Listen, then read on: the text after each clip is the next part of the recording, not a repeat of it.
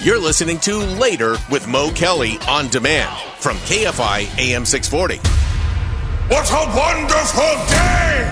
What a wonderful day! What a wonderful day! What a wonderful, wonderful, wonderful day! To build a kingdom, one must conquer. What a wonderful day! They destroyed my village. Took my family. I will find them. I will bring them home. Say these words. I know where they're taking your clan. She knows their secrets. Together you will die.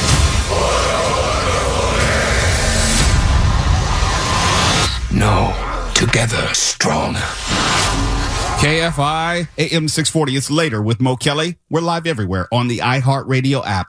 Set several generations in the future, following Caesar's reign, apes are living harmoniously as the dominant species. As a new tyrannical ape leader builds his empire, one young ape undertakes a harrowing journey that will cause him to question both the past and future for apes and humans alike. Such sets the stage for Kingdom of the Planet of the Apes, now on digital, streaming on Hulu, and coming to 4K Blu-ray on August 27th. Joining me now on the show are two of its stars, Ika Darville, who starred as Silva, the 400-pound silverback gorilla and chief henchman of the villain Proximus Caesar, and Peter Macon, who was Raka, the wise orangutan. Gentlemen, thank you for coming on the show tonight. Good. Love to see you. Peter, let me start with you. The original Planet of the Apes movies were, of course, an allegory for the racial strife of its time. But I would say that this iteration is more about our time. It's talking about the ideas of religion, how history should be taught, and also the role of science and their collective competition. When you were reading the script, what came to mind for you, Peter? I'm right there with you. And I would also posit in like the role of climate change, throwing that in there too. Like these are the realities that we are facing. And so when I read the script, like the religion, like there's a saying that stories and allegory and fables tend to outlive the truth. And I think we're living in this age of overstimulation or we're just super saturated with stimulation and how we get information. And of course, post-COVID, so these are all sort of things that are existing in our consciousness and things that are part of the permanent zeitgeist now that were different than when the other earlier films were coming through. So when I read the script, I'm like, okay, so this is yet a continuation of like, this is almost like a morality tale. You know what I mean? If we don't get ourselves together and figure out how we can coexist on this planet together as human beings, like we are going to no longer be the top of the food chain.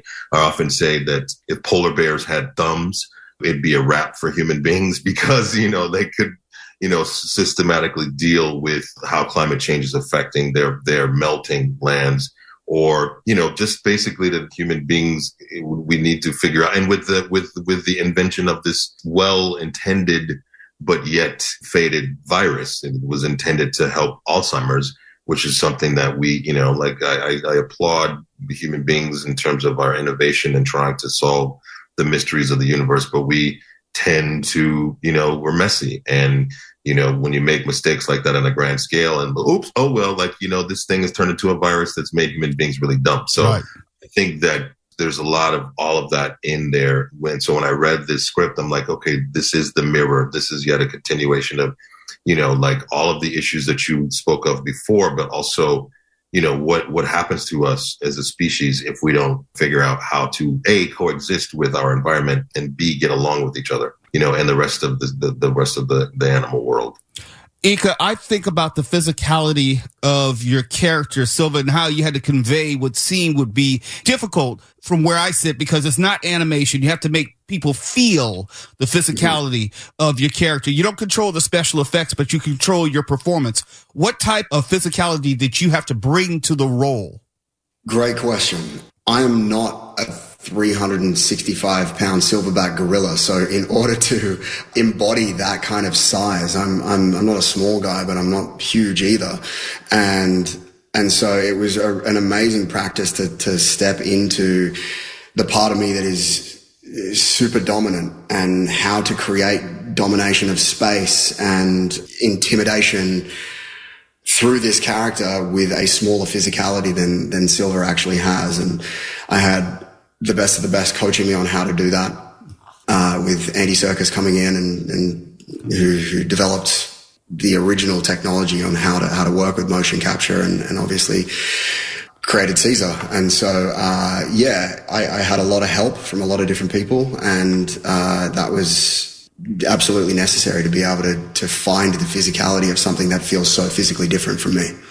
Peter, a similar question for you. How much do you get to personally communicate through your own facial expressions?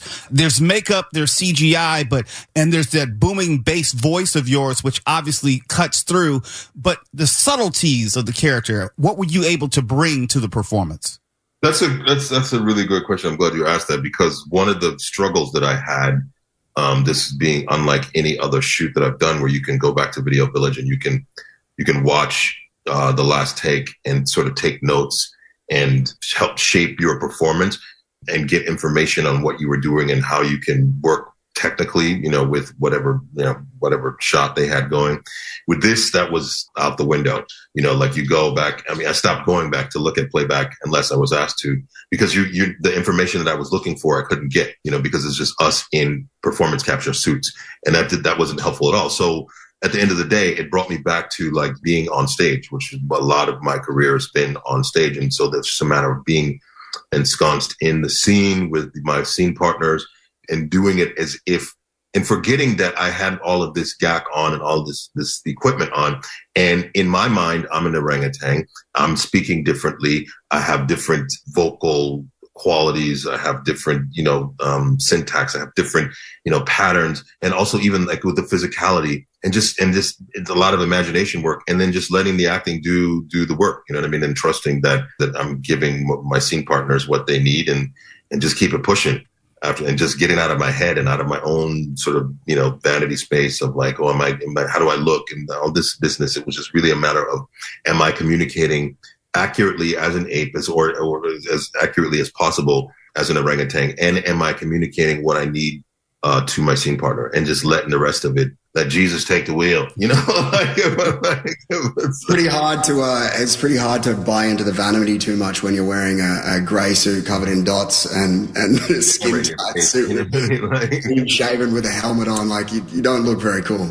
Well, speaking of not looking very cool, I think that tees up my next question, Ika, because I have about 2 decades on you in age. So I grew up watching the original movies. I remember those bad rubber suits and how difficult it was to suspend your disbelief many times that you're actually looking at Ace. But I do wonder. Well, what you saying? What you saying about that? I think it was easier for me to believe the story which was on screen that you have embodied. And that leads me to my next question. Did you, as an actor, go back and watch some of the original movies, or did you think that it'd be better if you didn't, so you could have just a completely blank tableau or slate for this? No, I think you would be doing yourself a disservice if you don't study the material that's already available. I obviously went back and watched all the films, and there's amazing things that you can pull from in it. And yes, the technology has advanced. I just think we're at this amazing nexus point where the capability of the motion capture technology has now arrived at a similar place where our storytelling skill sets and Wes's imagination can kind of be brought to life in a real way. Yeah, I don't think leaving a blank slate, because this is helpful, because this is such a rich franchise from a historical perspective. I think it is one of the oldest, if not the oldest and longest running franchise in the world. So it's amazing to be a part of what is an ongoing iterative story that just captures the imagination of humanity kind of in a very almost subconscious way, because I think it speaks to things that we're not even aware of questions that we're asking ourselves. So My guests right now are Ika Darville, Peter Macon, both co-stars of Kingdom of the Planet of the Apes, now on digital, streaming on Hulu, and coming to 4K Blu-ray on August 27th. I'll have more with them on the other side of the news break. It's Later with Mo Kelly, KFI and iHeartRadio app. Later with Mo Kelly on KFI AM 640. As I'm talking to two of the stars of Kingdom of the Planet of the Apes, now available on digital, streaming on Hulu, and coming to 4K Blu-ray on August 27th. Ika Darville, who played Silva, and Peter Macon, who played Raka, both join me now on the show. Peter, let me pick up there. When I watched the original movies, I remember feeling this despair. There is never any real hope that I felt in watching the movies. In a tonality sense, it seemed like there was that same level of despair here, but with a little tinge of hope at the end. I'm not going to give it away for those who haven't seen it. You'll have the chance to see it now that it's available to stream on Hulu as we talk about Kingdom of the Planet of the Apes. But I wonder, Peter, did you ever feel as if that there was no hope, real hope for the larger story of humans and apes coexisting? No. I think that Raka resonates with audiences for precisely that reason. I think that Raka represents, or if you know, in a symphony of notes, he represents this notion of hope. And it's not just, it's hope for coexistence. It's hope for human beings, like, to be elevated back to a status of equality, and apes to be on par with that equality with human beings. Like, Raka represents like the voice of Caesar. So, this movie, Kingdom of the Planet of the Apes, is almost like in a bronze age of technology, but it's also in a bronze age of consciousness. Like, the human beings are back in caves essentially, and the apes are splintered and trying to decipher their identity. And so you have like the Eagle Clan, who are very sort of myopic, and they're very almost like libertarians. And then you have like Proximus Caesar's camp, who, for better or for worse, he's not actually that wrong, because he understands through his consciousness, and having been read to by a human being and taught human history, that human beings, if they get their shot, they'll put us back in cages. And so Raka represents like this sort of middle ground between that. And that's unlike, Maurice in the past three films sort of represented that, but Raka really is that voice of coexistence. And I think that is a breath of fresh air in like this landscape of it's not a great time. Long before your elders, it was Caesar who taught us what it means to be ape. He was our leader, our lawgiver. Apes together, strong. Ape shall not kill ape. We, the order of Caesar, follow his words to this day. We believe apes built this as a refuge for humans. Now it is rare to see even one, but in Caesar's time there were vast herds of them. Perhaps here humans were cared for, fed, maybe even taught. What is it? Echo.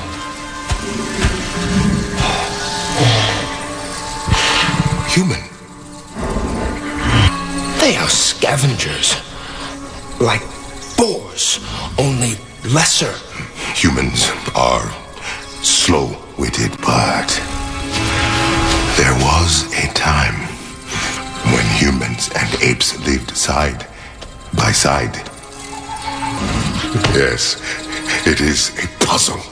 I know. Ika, let me come back to you. In this nerd universe, and I think it's all connected, some may know you from your time on Jessica Jones. Peter, some may know you obviously from the Orville. This question is for both of you as we're getting close to the end. Do you find in doing roles like these, where you're not visually recognizable, that fans still recognize you? Ika, let's start with you.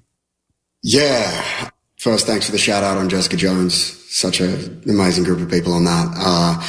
And on this one, it's been interesting to watch that. Like, people who know, but it's very it's few and far between. It's amazing to be like driving around LA. I live just north of LA, and there's billboards absolutely everywhere for your movie. And it's just kind of like, I'm just like the other guy walking past the bus stop, and it's like, it's kind of surreal. And so I actually really like it, because I'm not I don't know. I find like I value anonymity. And so I think there's something really beautiful in that. But I also do kind of, there is that little part of me that's like, man, you have no idea who I am. Like, that's me on the poster. And so, yeah, both. Yeah. Like, I have a very similar experience too. Like, I go and, like, I've gone to see the movie, and it's just so fun to be sitting there. And nobody knows at all who I am. I'm just listening to like the people, and then there were times where I was at Target one time, and this woman was like, "Are you Peter Macon?" I'm like, "What do you mean?" It's like, just like your voice. I didn't know it was that distinct. So, but I too value anonymity, and it is really fun, to just the giant 50-foot billboards of yourself all over the place, or and it's not the same, and then what's really great about that is that it allows, like, when people say they love the movie or they love your work, it's like my vanity is stripped away from the whole equation. And so it really is like, I really love doing character work. And I feel appreciated for that, as opposed to like, oh, you're a celebrity and like, we know you, but we don't, we know what you look like or whatever. I mean, it's just a whole different conversation. So it's just about the work, which is great. Kingdom of the Planet of the Apes, now on digital, streaming on Hulu, and coming to 4K Blu-ray on August 27th. You've been just listening to the bass voice, and it's actually, I'm really, really jealous of Peter Macon's voice. Man. It made no sense when I was 15 years old. So just know. and also you have this guy, Ika Jarville, who's very handsome. I'm jealous in that regard. I wish I was like 25, 30 years younger, but life is not fair. Don't crack, baby. You can be 25 right now. Ika's 62, right? Exactly. Peter, Ika, thank you for coming on this evening. Congratulations on your success, and I look forward to seeing you and hearing you in the future. Appreciate you, fam. It's Later with Mo Kelly, KFI AM 640. We are live everywhere on the iHeartRadio app. You're listening to Later with Mo Kelly on demand from KFI AM 640. And as you know, we love all things Karate Kid. Cobra Kai, the final season, the first part of the final season, was recently released. I binged it, I think in 4 hours, I was done with it. The first 5 episodes. And they're releasing it in 3 parts. Part 1 was 5 episodes. I think each part is 5 episodes. The next set is coming out in November. But in the first set of 5 episodes, it's delving in, no big spoiler, it's delving into an unknown portion of Mr. Miyagi's background. He had a life before he ran into Daniel. He had a life before he ended up as the maintenance man at the apartment building. We know that he had a life on Okinawa. We learned in the Karate Kid 2 that he had this childhood beef or young adult beef with Sato in Okinawa, which was addressed in Karate Kid 2. But for the most part, we don't know a lot about his life. We know that he served in World War II. We know that he had a wife and child at some point during that time. But we don't know about his formative years. We don't know about his early years in America. And the first part of the last season of Cobra Kai kind of dealt with that. And it let you know that they were willing to explore more with that chapter of Miyagi's history. And it seems that the creators of Cobra Kai, who haven't done anything wrong yet, they've gotten it all right. They're saying that the next spinoff could be about the past of Mr. Miyagi. And I think there's a lot of story to be told there. Absolutely. If they do this story similar to the Max series, now Netflix series Warriors, I think that there's something that could be told. I think if they approach it like that, not that it has to tell a story as dark as Warrior does, but if they approach it like that and not just Miyagi's growing up, but just also what life was like after the war coming to America and just like that, for Asian immigrants. I think that would be amazing. No, there's a blank landscape. They could tell a lot of stories that obviously have nothing to do with the known Karate Kid universe. It would be a thing unto itself. Yeah, it could probably have passing references to his father who was in Karate Kid 2 and Sato, but we get to see him, I would hope, as a teenager, as a 20-something-year-old man, trying to make his way. There's a lot of room to tell that story because it's pretty much unmapped. And to see the origins of Miyagi-Do and to see how he founded this style, how he created it, and what kept him from taking it larger, because all we know about his style is that he's passed it down to Daniel. We don't know anything about the origins of the style. Well, they're letting us know that there is some history. He fought a little bit more than his passive personality that we met in the first Karate Kid would lead us to believe. Yeah. Because you was talking about karate is only for defense. Well, we're learning that there was some karate used for offense as well. We don't know all the parameters and the reasons, but we know that, he has a past, he has a history, like we all do. It's almost like, and they use this analogy in the show, you meet your parents and you only see them as adults. You don't know that they had their individual dreams, their own stories, own histories, own mischief. Yeah. All the trouble they got into. One day, Mark Ronner's going to have a kid, and they're only going to know Mark as the mature individual that he is today, not when he was really immature and a rabble-rouser. I will demand a blood test first and foremost, but you are the father. I'm looking forward to seeing Mr. Miyagi's years that we don't know that much about, working at Arnold's Diner in Milwaukee, Wisconsin in the 50s. Well, I want to know when he moved to South Central LA next to Fred G. Sanford when he lived there. Yeah. Oh, yeah. Deep cuts. And that time he was a cop with Jay Leno. This should be great. I was kind of skeptical about it, but yes, now it's sounding more and more promising. Well, we know that he had a lot of aliases. Or aliases, yeah, mysterious, Mr. Miyagi. So, yeah, it makes sense. I love it. Y'all went deep. A lot of people don't know. Yes, he was a guest star on Sanford and Son and Happy Days and a lot of other classic TV shows, which was interesting because he delivers some comedic lines in Karate Kid, but he's not straight up comedy. Well, he was a stand-up comic from time to time as well. Yep. And I don't know if we can say this on the radio, but his name for himself, was the Hip Nip. Do you remember this? I do remember that. There's actually, I believe, an interview with him and Red Fox talking about it, because him and Red Fox were really close. Yes, very, very close friends, and he was a featured guest on the Red Fox show when he had it up and running for that short time. But yeah, they were really good friends. And there's a interview where Pat Morita is imitating Red Fox about a time he borrowed some money from him. Hey, Mark Ronner, do you know who wrote this theme? I do not.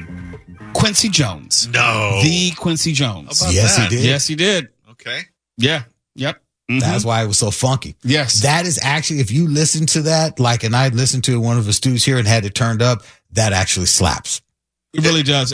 I wish there was like a high quality version, because that's mono from early 1970s. So the fidelity is low, but I'm sure in the studio, the actual creation of it sounded great. We need an extended remix of that. Oh yeah. Quincy Jones did a lot of TV work, and that was just one of his masterpieces. Well, that was burned into our minds from childhood because we heard it constantly. That show was always on when we were kids. Well, it's always on now. It's on late at night on the IFC channel, so I'm watching it. They're showing all the episodes in sequential order, so I get to relive them all over again, and you get to notice different things, like all these TV shows. Like, why is Lamont living at home, and he's never made any real effort to move out? He's 31 on the show, and it's never really clear if he has a job, what he's doing. I thought Lamont worked there. Well, that's what I'm saying. But he worked with his dad, but he was always trying to find some. For a while, he was supposed to go live with Rollo. I mean, it was a really problematic show when you look at it now. When you have Julio and he owns a goat. Whatever happened to Demond Wilson? He's a pastor, and he's been married to his wife for like 50 plus years. Oh, wow. Yeah, he's stable individual. I think he's the last person alive from the show, too. I had no idea, because I remember reading that I'm having a brain issue. The star had a heart attack and died just off stage. Red Fox.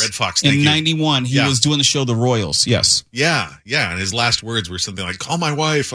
And it was such a sad way to go. I think about that from time to time. Because it was ironic, given the joke on Sanford and Son. Exactly. Elizabeth, it's the big one. Yeah. Elizabeth, I'm coming to join you. Here's Pat Morita, Sanford and Son. Well, have it your way, Mr. Sanford. But I think you're going to miss a great meal here, man. These are recipes all been handed down by my family. Well, I make it a practice never to eat hand-me-down. Here, Lamont. Sure you won't have some, Mr. Sanford? It's better than teriyaki, sukiyaki, kushiyaki. No, I'll just stick with these Granny Gooseyakis. Hey, you know, this is good chow, Chew. Yeah, man, I gotta admit, I even outdid myself this time. Yeah, you know what that stuff look like? Low tide in Long Beach. Say, you know, it don't smell too bad, though. In fact, it smells good. Say, would any of you guys like to trade some of these chips for a tiny bit of that stuff? Okay. Yeah.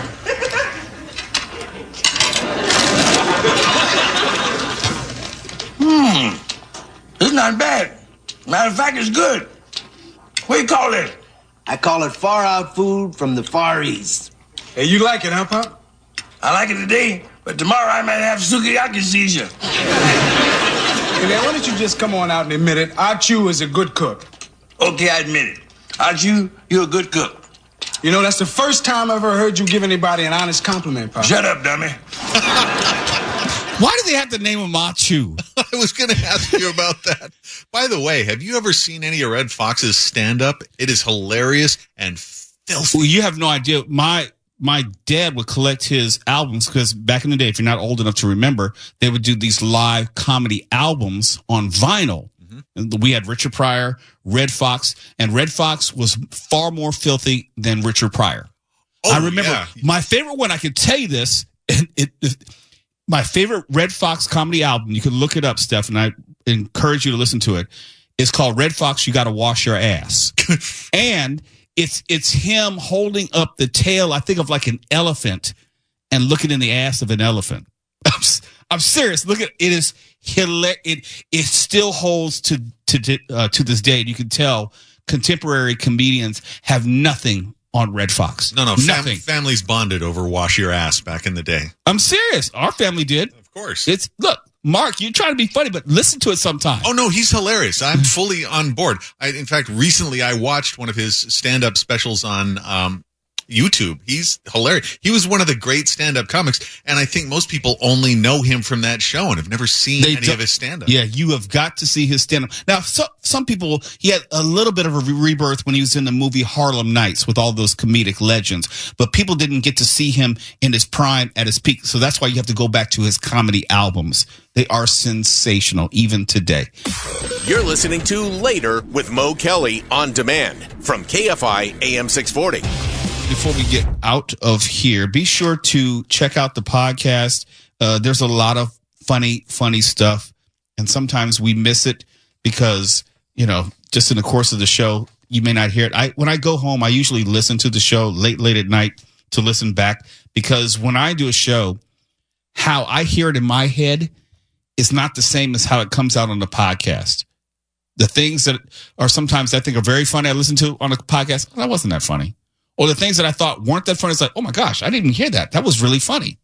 So always encourage people to listen to the podcast because you may have missed something. It's almost like watching a Marvel movie. You can find the Easter eggs, But definitely do that. And kudos and hats off to Walla, who puts the podcast together each night. He puts a lot of care and attention into it. And I know it takes him a long time.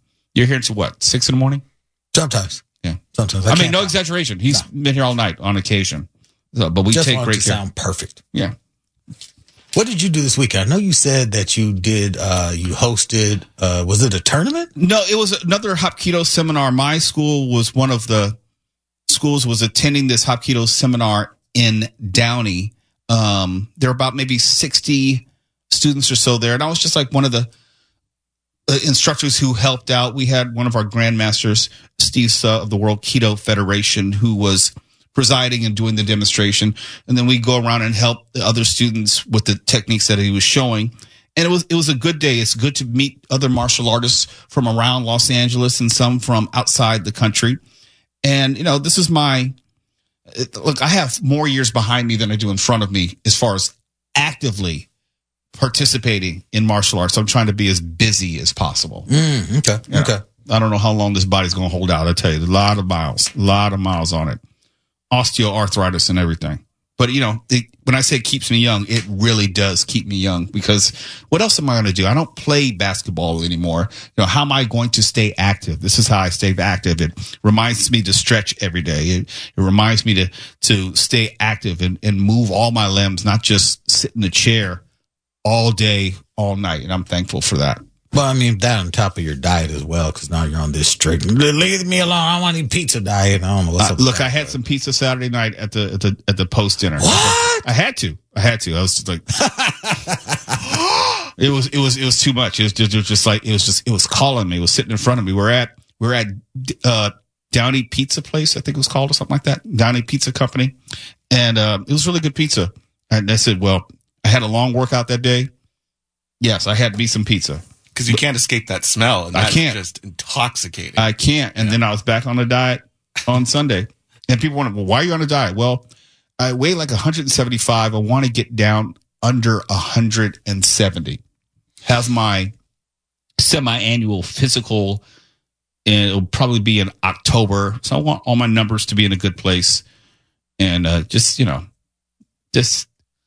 getting older, and you just want to make sure that you don't have any unforeseen issues as much as you can control. Who knows? You can't control whether you're going to wake up tomorrow. But as far as I can control, I'll try to control it. Eat a little better, work out a little bit more, drink a little less, that kind of thing. That's all I can do. That's all I can do. And you guys have seen it. I haven't gone hog wild with the food here. No. Every time we bring something in, you're like, good for you. Good for you. I'm glad you like it. Yeah, no, get it out of here. Yeah. I was actually mad at Lindsay last time you got food here, got pizza, because I was saying, like, have you guys finished the pizza yet? Can you finish the pizza so it's not like just staring at me? We called down Chris Little to eat some of the pizza. It's like, get somebody, eat the pizza, please. I know, I'm trying to tell everyone on the floor, because I'm like, me and Lindsay can't eat this thing alone. And then Mark had some, but I love the direct order he gave us. Finish that pizza by the next commercial break. Yes. And we're going to have a misunderstanding up in here. That is hilarious. Yeah, but it was very true. That was a true story. So now I have to, when I leave here, actually I have to go down the hall to do a BBC interview. This has been the longest day. Dang. Started with Spectrum News at 7 a.m. Then I had to do some other recordings for other stuff to do, like the Black Information Network, iHeartRadio. Then to get here and do the show. Then we got BBC. It's the day will just not end. It will not end. I guess technically it started Sunday night with that party that was going on. Oh, well, yeah. Us. Well, I was preparing for Monday, and that's part of the reason why I was trying to go to bed early, because I had to get up early. And, the EDM Hard Summer concert just wouldn't let me. Those young people, couldn't stand them. They wouldn't get off my lawn or turn down their music. Turn the hose on them next time. Turn the who? The hose. HOSE hose. I was about to say, that might look at the time. KFI AM 640. We're live everywhere in the iHeartRadio app. What you need to know and when you need to know it. KFI And KOST HD2. Los Angeles, Orange County. Live.